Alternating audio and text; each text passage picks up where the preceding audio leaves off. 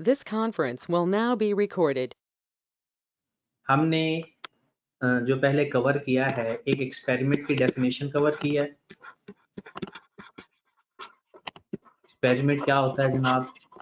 An action which generates a raw data, कि ऐसा कोई काम जिससे हमें कोई इंफॉर्मेशन मिलती है उसे एक्सपेरिमेंट कहते हैं। फिर हमने ट्रायल की डेफिनेशन पढ़ी। ट्रायल की डेफिनेशन में हमने क्या सीखा? An attempt which produce some results, और उन रिजल्ट्स को क्या बोला जाता है? आउटकम्स। और ऑल पॉसिबल आउटकम्स को क्या बोला जाता है? Sample space, right. और सैंपल स्पेस के सबसेट को क्या बोला जाता है? इवेंट। क्लियर होगी बात? और फिर आगे हमने इवेंट्स की टाइप्स पढ़ी। ठीक है, दोबारा भी म्यूचुअली एक्सक्लूसिव और नॉन म्यूचुअली एक्सक्लूसिव इवेंट्स बार बार रिपीट होंगे, लेकिन हम चलते हैं अपने मेन टॉपिक के ऊपर। प्रोबेबिलिटी क्या चीज होती है?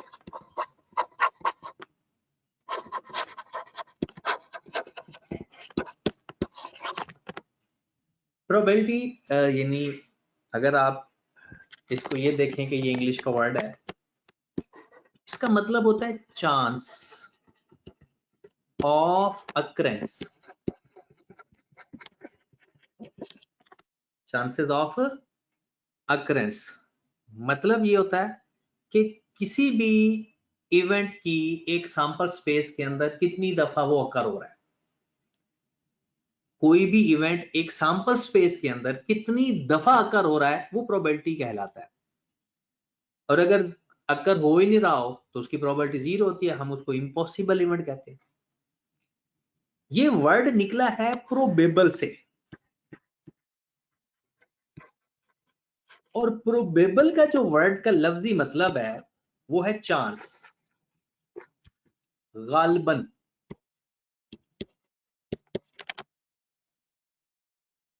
ओके, अब प्रोबेबिलिटी जब भी फाइंड करेंगे हम, probability suppose that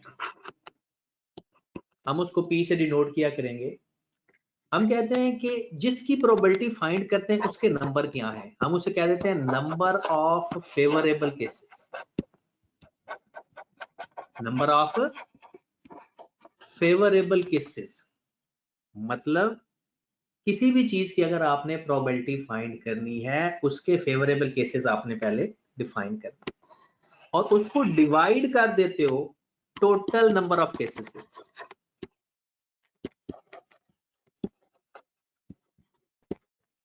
number of favourable cases और उसको डिवाइड कर देते हो टोटल नंबर ऑफ केसेस पे।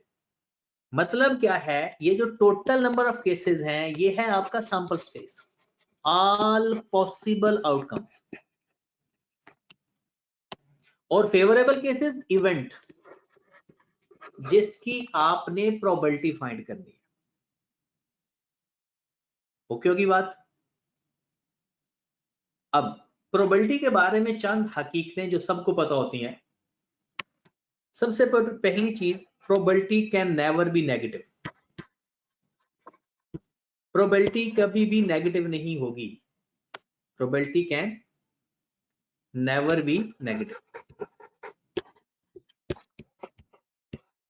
प्रोबेबिलिटी कभी भी नेगेटिव नहीं हुआ करेगी।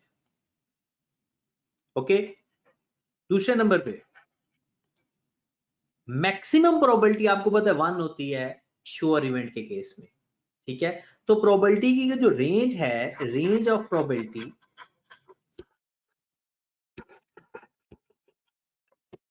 0 से लेकर 1 तक, 0 भी हो सकती है। इम्पॉसिबल इवेंट की प्रोबेबिलिटी 0 होती है। मतलब जब भी ऐसी कोई चीज, ऐसा कोई अकरेंस जिसको इम्पॉसिबल हो, जिसका कोई चांस ना अकर होने का, अगर उसकी हम ये नहीं कहेंगे कि जी प्रोबेबिलिटी फाइंड नहीं हो सकती, हम कहेंगे उसका 0 चांस है, वो 0 प्रोबेबिलिटी है। और अगर जिसके बारे में 100% श्योरिटी हो, दैट इज 1। और इसके जो दरमियान में जो प्रोबेबिलिटी है वो भी हमारा चांस कहलाएगी। ओके होगी बात? तो प्रोबेबिलिटी कभी नेगेटिव नहीं हो सकती। मैक्सिमम प्रोबेबिलिटी का आंसर 1 होता है, 1 से ऊपर भी प्रोबेबिलिटी कभी नहीं जा सकती। हम बेसिक सवाल शुरू करते हैं और उसी सवालों को आगे जैसे जैसे आप लोग इम्प्रूव होते जाएंगे वैसे वैसे सवालों की इंटेंसिटी भी बढ़ाते जाएंगे। जी जनाब, तो सवाल लिखें, एक बिल्कुल बेसिक सवाल लिखें। Tossing a coin,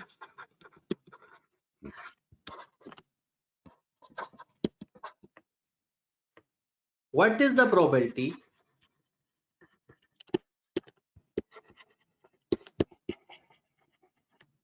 that number 1 head occur, क्या प्रोबेबिलिटी है कि हेड अकर होगा। दूसरे नंबर पे प्रोबेबिलिटी टेल अकर,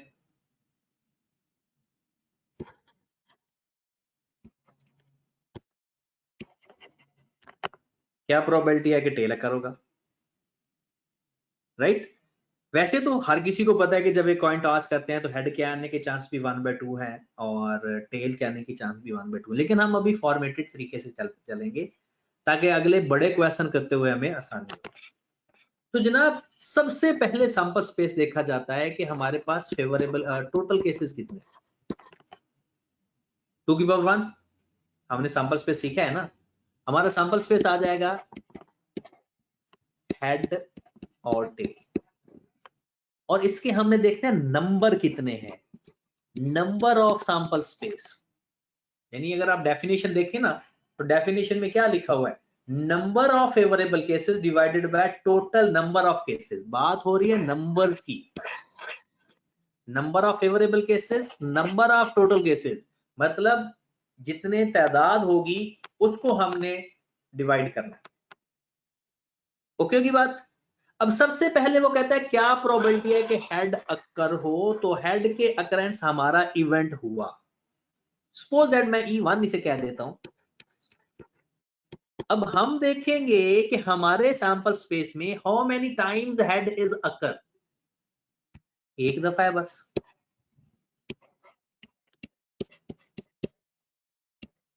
वन टाइम, मतलब टोटल सैंपल स्पेस में हेड कितनी दफा आ रहा है, दैट इज प्रोबेबिलिटी। तो प्रोबेबिलिटी का फार्मूला क्या होगा, अगर हम कहें कि probability of E1 favourable cases divided by total cases, यानी हेड एक दफा है और टोटल केसेस 2 है। सेम एज इट इज अगर हम टेल को कहें E2 या T ही लिख दें तो उसकी प्रोबेबिलिटी भी क्या होगी, 1/2। वो कैसे, एक दफा टेल है और टोटल केसेस 2 है। आगे अगले सवाल पे चलते हैं। टॉसिंग 2 कॉइन्स या tossing a coin twice, what is the probability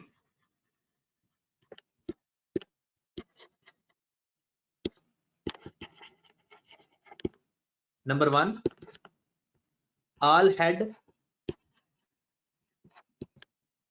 number 2 no head, number 3 one head, number 4 at least one head।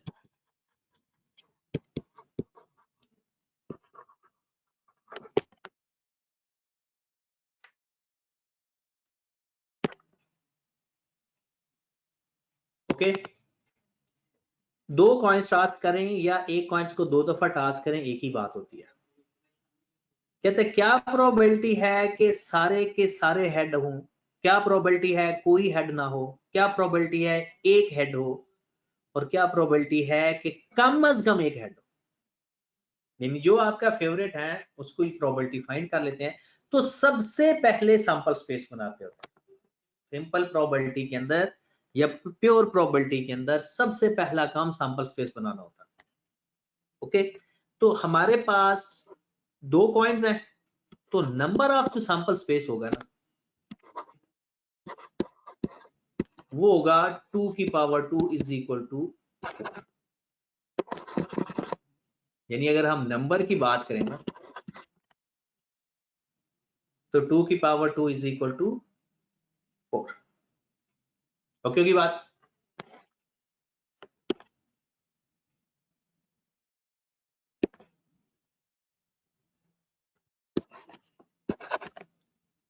उसके बाद हम अगर सैंपल स्पेस बना लें तो ज्यादा बेहतर होता है। Head head head tail, tail head और टेल। आपने देखना है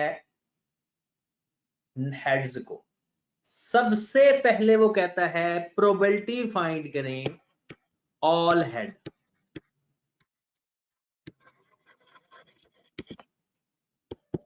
आपके वो फेवरेबल केसेस हैं जिसमें सारे हेड हों। अब देखें सिर्फ एक केस है 4 में से, 1 केस है। हेड 2 दफा है ये नहीं हमने देखना, हमने देखना है ऑल हेड कितनी दफा है, 1 दफा। बाकी किसी में ऑल हेड नहीं है तो हमारे फेवरेबल केसेस हो गया 1 डिवाइडेड बाय टोटल केसेस है 4। प्रोबेबिलिटी आ गई। डन। फिर उसके बाद वो कहता है प्रोबेबिलिटी नो हेड, हेड कोई भी ना हो। इसमें भी हेड है, इसमें भी हेड है, इसमें भी हेड है, सिर्फ जहां पर दोनों टेल है वहां पर हेड नहीं है। ओके होगी बात। तो हमारा इसका आंसर क्या आएगा 1/4, क्योंकि नो हेड के चांस भी एक ही दफा है, 1 टाइम। Got it. हमने देखना है कि हमारी फेवर में कितने हैं, favourable cases divide by total cases. उसके बाद वो कहता है probability of 1 head,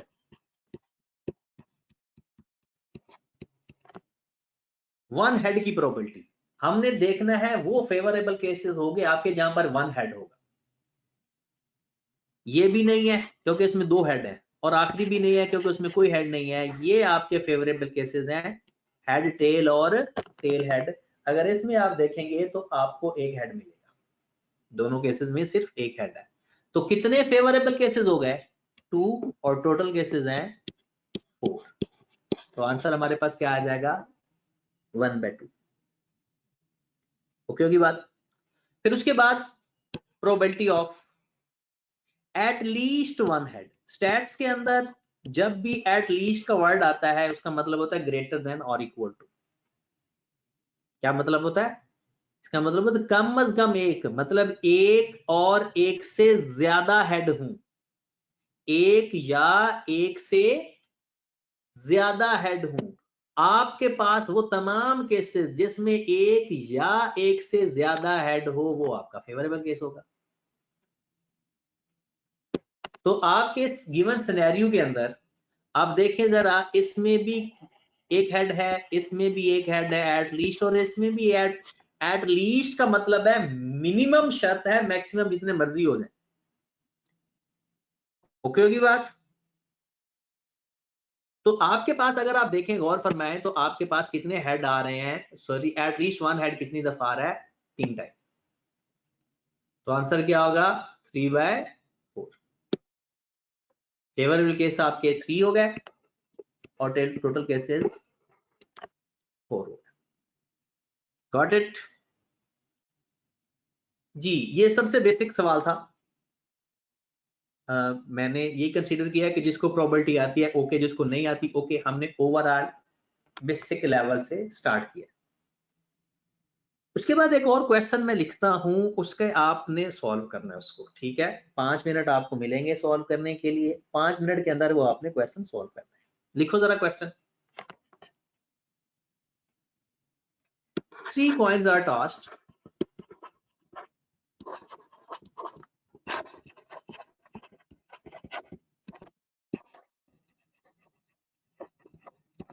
What is the probability? Number 1, exactly 2 head occur.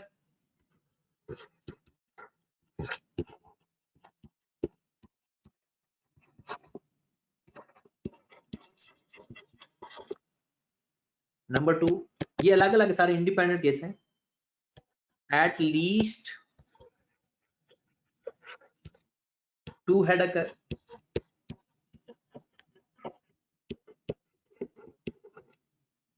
Number 3, at most 1 head occur. And fourth one is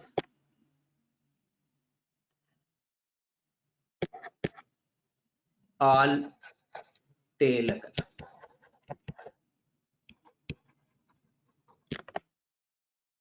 जी मेरे भाई, you have 5 minutes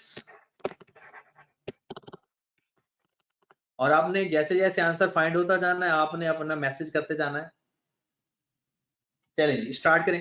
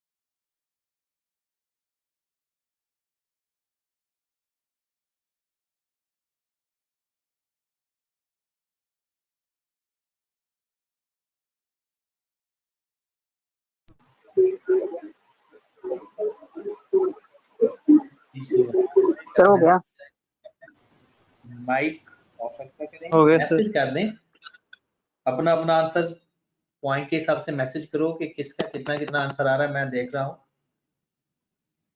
जी। फिर 0.1 का 3/8, ओके 2 का 1/2, ठीक है, 3 का भी 1/2 है, 3 का भी 1/2 है। ओके 4 का 1/8, 4 का 1/8। चलें जी, और कोई बंदा बताना चाहे? ऐसे कुछ लोगों ने तो मैसेज कर दिया है। सर और 1 का है 3/8 और सेकंड का है 4/8 और थर्ड का है 4/8 और फोर्थ वाले का है 1/8। ओके जी, अब अगर किसी को इस यानी जो सोल्यूशन है इसमें से किसी का इख्तलाफ हो, इख्तलाफ से मुराद है कि किसी का सोल्यूशन डिफरेंट हो, कोई है ऐसा बंदा? एनीवन जिसका सोल्यूशन इससे यानी 3/8, 1/2, 1/2 और 1/8 से मैच ना कर रहा हो? एनीवन? कुतुब भाई आपका आंसर यही है?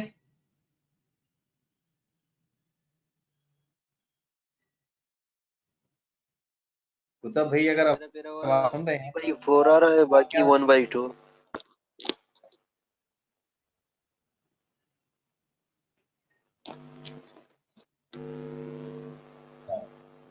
सर मानूल्लाह आप क्लास में नहीं आए बेटा? सर जी मैं बीमार था कई दिनों से, सर तैमूर को मैंने बताया था। बीमार हो? जी सर। शाह बच्चा भी शायद वो घर चला गया है या वो भी नहीं आ रहा आजकल क्लास में। रेगुलर रहा करो, थोड़ी बहुत तबीयत खराब हो जाए, ज्यादा हो जाए तो सर ज्यादा हो गया। हाँ, अगर ज्यादा तबीयत खराब हो जाए तो ठीक है, लेकिन अगर थोड़ी बहुत तबीयत खराब हो तो आ जाया करो। जी सर, इसने बताया था मुझे, अरमान ने। ठीक है ठीक है, ओके। सर चलें जी, आगे चलें। एक बार आंसर्स दोबारा बोल दें। आंसर है 3/8 पहले का, दूसरे का 4/8, तीसरे का भी 4/8 और लास्ट का 1/8। ओके सर, बिल्कुल ठीक है। ठीक है, चले मैं एक दफा डिस्कस कर देता हूँ, आप देख लीजिए अपने अपने आंसर्स मैच कर लीजिए जी। सबसे पहले 3 कॉइन्स का सैंपल स्पेस बनाते हैं, बाद में ये क्वेश्चन हम जो ज्यादा क्वेश्चन लेंथी होंगे वो हम बाइनॉमियल डिस्ट्रीब्यूशन से कर लिया करेंगे, लेकिन फिलहाल जो अवेलेबल है उससे करते हैं। हमारे पास नंबर ऑफ सैंपल स्पेस जो होंगे वो 2⁻³ है इज इक्वल टू 8, और आपने सैंपल स्पेस भी बना लिया होगा और मुझे उम्मीद है कि सही बनाया होगा। 2 पर डिवाइड करके हेड हेड हेड 3 कॉइन्स है तो 2 दफा हेड, तो तीनों दफा हेड आएगा पहले, फिर हेड हेड टेल, फिर आया होगा हेड टेल हेड, फिर हेड टेल टेल, फिर आपने बनाया होगा टेल हेड हेड, फिर टेल हेड टेल, इसके बाद tail tail head and last one is tail tail tail. 1 2 3 4 5 6 7 और 8। ओके होगी बात? अब सबसे पहले उसने कहा है कि इसमें बताओ कितनी दफा एग्जैक्टली 2 हेड है, यानी जिसमें 2 हेड है। प्रोबेबिलिटी बताएं कि जिसमें हेड की तादाद 2 हो। हमने देखना है वो केसेस कितनी है। तो कितने केस हुए? 1 2 और 3। अब इसमें देख लें, इसके अलावा और कोई ऐसा केस नहीं है जिसके अंदर 2 हेड हों एग्जैक्टली। ये 3 केस हैं जिसमें 2 हेड हैं, तो 3/8। ओके, फिर दूसरा केस था प्रोबेबिलिटी है at least 2 head. At least to head में मैंने अभी आपको बताया, जब भी एटलीस्ट का जिक्र है आपने ग्रेटर देन और इक्वल टू लिखना है, मतलब हेड 2 या 2 से ज्यादा हो, मिनिमम 2 भी हो सकते हैं, 2 से ज्यादा भी हो सकते हैं। देखिए जिसको पहले ही अंडरलाइन किया 2 तो उसमें है, और ये चौथा केस भी बन जाएगा क्योंकि इसमें भी एटलीस्ट 2 हेड है, क्योंकि हमारा रिक्वायर्ड एटलीस्ट 2 हेड होने की। ओके होगी बात? तो हमारे पास आ जाएगा 4/8। 4 केस हो गए ना। उसके बाद नेक्स्ट इंटरेस्टिंग केस था, उसने कहा था एट मोस्ट 1 हेड। और जब एट मोस्ट का मतलब होता है, इसका मतलब होता है ज्यादा से ज्यादा एक हेड हो, ज्यादा से ज्यादा एक हेड हो। अब जरा गौर फरमाइएगा, ये पहला केस भी नहीं बनता क्योंकि इसमें 3 हेड है और रिक्वायरमेंट है मैक्सिमम 1 हेड हो। इसमें भी नहीं केस, एक तो ये केस बन गया, ये भी नहीं बनता, ये बन गया, ये बन गया, और लास्ट वन जिसमें तीनों टेल है, इसका मतलब है 0 हेड है। तीनों टेल का मतलब क्या है? 0 हेड। तो एक बात याद रखें, जब एट मोस्ट का जिक्र होगा तो हम मैक्सिमम लिमिट से 0 तक जाएंगे, और जब एट लीस्ट का मतलब होगा तो उस लिमिट से मैक्सिमम तक जाएंगे। एट लीस्ट का मतलब होता है कम अज कम और उससे ज्यादा, और एट मोस्ट का मतलब होता है मैक्सिमम और उससे कम। तो 1 या 1 से लेस में 0 भी आता है, लेस देन और इक्वल टू 1 में 0 भी आता है। तो टोटल कितने केस हो गए? 4। And last one is all tail, मतलब प्रोबेबिलिटी हमने फाइंड करनी है ऑल टेल। सारे के सारे टेल हुआ, वो सिर्फ एक केस है। ऑल टेल में सिर्फ एक केस है। डन होगी बात? यहां तक क्लियर है? चलिए आगे चलते हैं, नेक्स्ट सिचुएशन में चलते हैं। ये तो कॉइन्स के केस पढ़ा, अभी हम डाइस के केस के भी कुछ क्वेश्चन कर लेते हैं, बेसिक से सिंपल सवाल। फिर जैसे बड़े सवाल आएंगे फिर उसमें कल हम इसको मजीद एक्सप्लोर करेंगे। मतलब कल हम सबसे इंपॉर्टेंट लॉ पढ़ेंगे जिसे लॉ ऑफ एडिशन कहा जाता है प्रोबेबिलिटी के अंदर, वो हमारा कल का टारगेट है। आज हमने सिंपल प्रोबेबिलिटी सीखनी है कि सिंपल प्रोबेबिलिटी कॉइन्स के केस में या डाइस के केस में या किसी अदर केस में कैसे फाइंड की जाती है। उसके बाद एक क्वेश्चन लिखे जरा, रोलिंग अ डाइस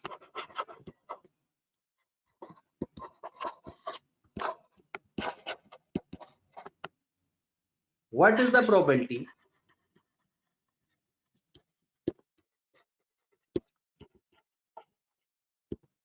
नंबर 1 5 अक्कर। मतलब क्या है? आपने डाइस रोल की, क्या प्रोबेबिलिटी है 5 है? नंबर 2 6 अक्कर, क्या प्रोबेबिलिटी है कि उसके ऊपर 6 है? नंबर 3 इवन नंबर अक्कर, क्या प्रोबेबिलिटी है कि आपने एक डाइस को रोल किया और इवन नंबर आ जाए? बस यहां तक, एक डाइस है ना, डबल डाइस के ऊपर मजीद हम काम करेंगे। ओके की बात? चलिए, तो सबसे पहला काम सैंपल स्पेस बनाते हैं। सिंपल प्रोबेबिलिटी में सबसे पहला काम आप सैंपल स्पेस बना लोगे तो क्वेश्चन आसान हो जाएगा। जी जनाब, सैंपल स्पेस बनाएंगे तो आपको पता है कि जो सैंपल स्पेस के नंबर होंगे वो 6 की पावर 1 होगा। एक डाइस है 1 2 3 4 5 एंड 6। ओके, तो सबसे पहले वो कहता है क्या प्रोबेबिलिटी है कि 5 अक्कर हो। हमने ये नहीं देखना कि 5 है तो 5/6 करेंगे, नहीं, हम देखेंगे नंबर ऑफ 5 कितने हैं इस सैंपल स्पेस के अंदर, क्योंकि फार्मूला है नंबर ऑफ फेवरेबल केसेस। तो 5 कितने टाइम है पूरे 6 में? 1 टाइम। और टोटल केसेस कितने हैं? 6। फिर उसने कहा क्या प्रोबेबिलिटी है कि 6 अक्कर हो? That is 1/6। क्योंकि 6 भी पूरे डाइस के अंदर 1 टाइम है। फिर कहता है क्या प्रोबेबिलिटी है कि इवन नंबर करूं। अब हम देखेंगे इवन नंबर कितने हैं, 2, 4 एंड 6। तो क्या आंसर हुआ, 3/6 या 1/2। Got it. अच्छा, इसी में से आप एक और प्रोबेबिलिटी मुझे फाइंड करके दे दो, मैं देखना चाहता हूं आप कितने जानते हो। Find the probability of prime number. ये मैं चलो मेडिकल वालों को कुछ नहीं कहेंगे, मैथ वालों का तो ये आंसर ठीक होना चाहिए। What is the probability of prime number? जी जनाब, बताते जाओ 1 बाय 1। कौन बताएगा? अवैस।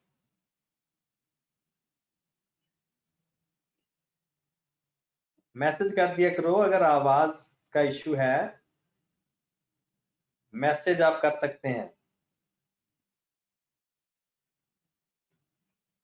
ये भी 1/6 सर ये 1/2 3 4/6 होगी। जी 1/2 आवाज नहीं आ रही। 4/6 हो गया। 4/6। आपको पता है प्राइम नंबर किसे कहते हैं? सर वो जो अपने सर जो खुद से डिवाइड होता है सर। 1 पे और खुद जो पे डिवाइड होता जो 1 और खुद पे डिवाइड होता है। हाँ चलें, तो फिर उसकी प्रोबेबिलिटी कितने हैं, number of cases, favourable cases 4/6 कितने हैं, number of favourable cases? 4 sir. Probability of prime number 3/6। इस क्वेश्चन के अंदर 3 प्राइम नंबर है, वो कौन कौन से हैं ये पता है? सर 3/6 कैसे, 1 कंसीडर नहीं होगा इसमें? हाँ, 1 कंसीडर नहीं होता, 1 प्राइम नंबर नहीं होता। 2 है, 3 है और 5। ठीक है, 1 ना प्राइम नंबर होता है ना कंपाउंड नंबर होता है। जैसे 0 ना पॉजिटिव होता है ना नेगेटिव होता है, इट्स अ न्यूट्रल नंबर। तो 1 भी प्राइम और कंपाउंड की रिस्पेक्ट से ना कंपाउंड में ये कवर होता है ना ये, क्योंकि ये इस पर तो हर नंबर ही डिवाइड हो जाता है ना, ये किसी पर भी डिवाइड नहीं होता, लेकिन ये हर किसी पे डिवाइड जरूर हो जाता है क्योंकि 1 एक न्यूट्रल नंबर का समझा जाता है, मैथ में लिखा हुआ है। चले, ये तो बस एक बेसिक सी बात थी। आगे चलते हैं, एक छोटा सा बड़ा क्वेश्चन करते हैं, बल्कि ये लास्ट क्वेश्चन करते हैं आज के लिए। यानी बेसिक चीजों का पता चल गया, तो कल हम इंशाल्लाह कोशिश करेंगे कि लॉ ऑफ एडिशन की प्रैक्टिस करें। ठीक है, एक लेक्चर में कोई एक चीज पढ़ा करेंगे और ये इंशाल्लाह आहिस्ता आहिस्ता ये कंप्लीट हो जाएगा। चले जनाब, आ जाए। A pair of dice rolled, a pair of dice rolled, what is the probability?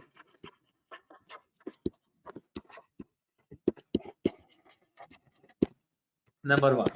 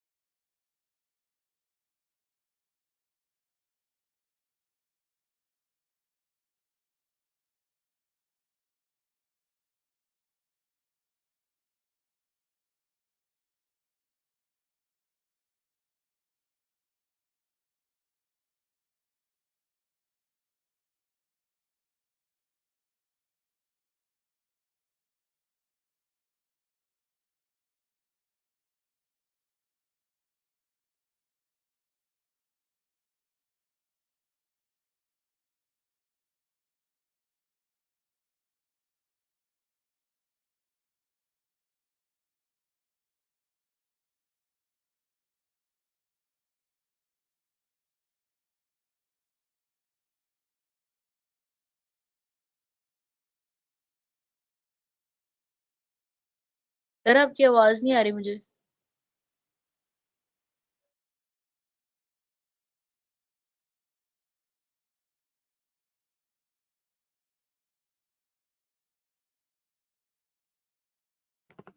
sum of both faces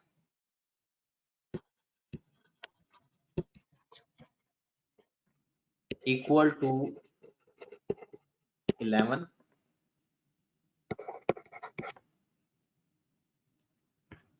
First face is greater than second.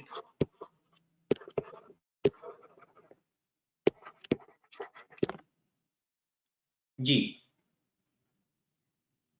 सबसे पहले तो आप all faces are equal, फिर all faces are different, फिर sum of both faces equal to 11 या first face is greater than second.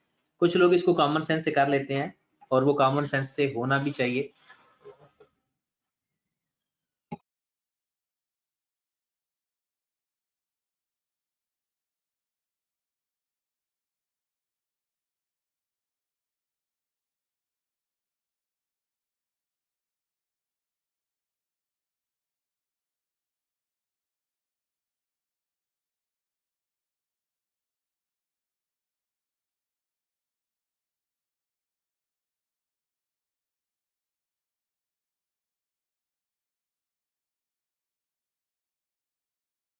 जी जनाब, अब सबसे पहले सैंपल स्पेस बनाए डबल, जो दो फेज होते हैं, सॉरी पेयर ऑफ डाइस होता है 2 की पावर 6 की पावर 2 36। और जब भी 2 डाइस का रोल आए, मैं यही कहूंगा, आपको सजेस्ट करूंगा, वैसे तो ये बाइनोमियल से भी हो जाता है, आप लोग इसका सैंपल स्पेस बनाकर कर लिया करें। जी, एक डाइस को इधर लिख देते हैं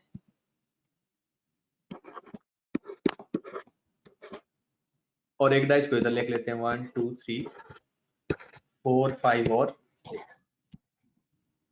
पहले क्या आएगा 1 1 1 2 1 3, ये आपने साथ बनाना भी है ताकि आपकी बार बार करने से प्रैक्टिस हो जाए।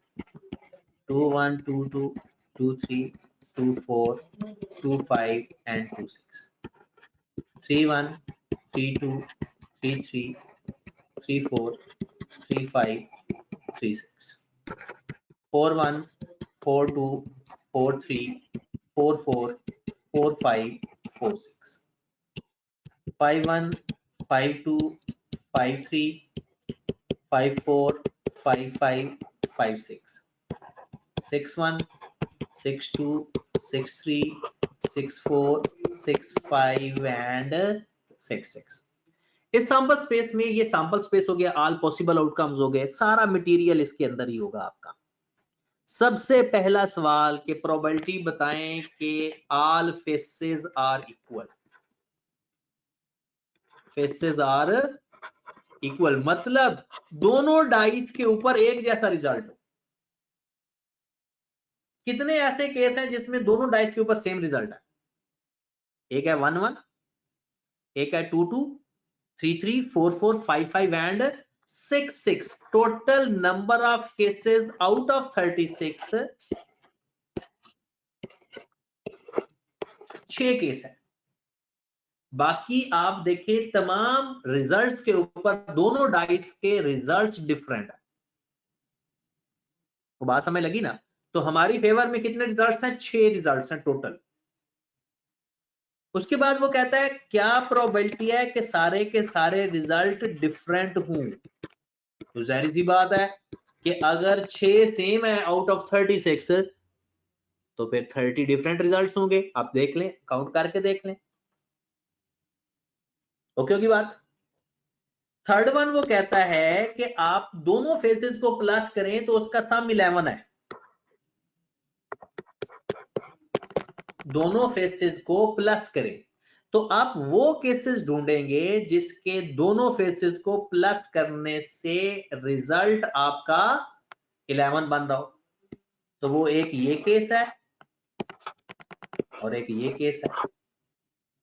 इसके अलावा आप पूरे क्वेश्चन में देख लें, कोई ऐसा फेज नहीं होगा, कोई ऐसा रिजल्ट नहीं होगा जिसका सम 11 हो। तो 2 by 36 and last one is, वो कहता है फर्स्ट रिजल्ट, फर्स्ट डाइस का रिजल्ट सेकंड डाइस से बड़ा हो। फर्स्ट डाइस का रिजल्ट सेकंड डाइस से बड़ा हो। तो देखें, काउंट करना शुरू करें जी। कितने केसेस हैं जिसमें फर्स्ट डाइस का रिजल्ट सेकंड डाइस से बड़ा है?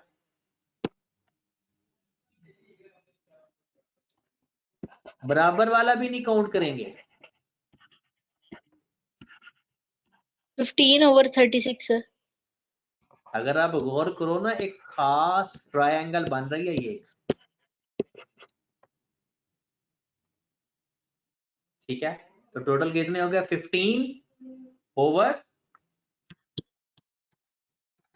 15/36। ओके होगी बात। तो आज यहां तक ही रखते हैं, और ये बेसिक कॉन्सेप्ट था favourable cases divide by total cases probability का, जो मेन पूरी प्रोबेबिलिटी इसके ऊपर बेस करेगी। आगे डिफरेंट इसके फेजेस आते जाएंगे, आपने परेशान नहीं होना। प्रोबेबिलिटी का कोई भी सवाल इंशाल्लाह पेपर में आएगा तो आप उससे परेशान नहीं होंगे, ठीक है। ओके जनाब, अल्लाह हाफिज।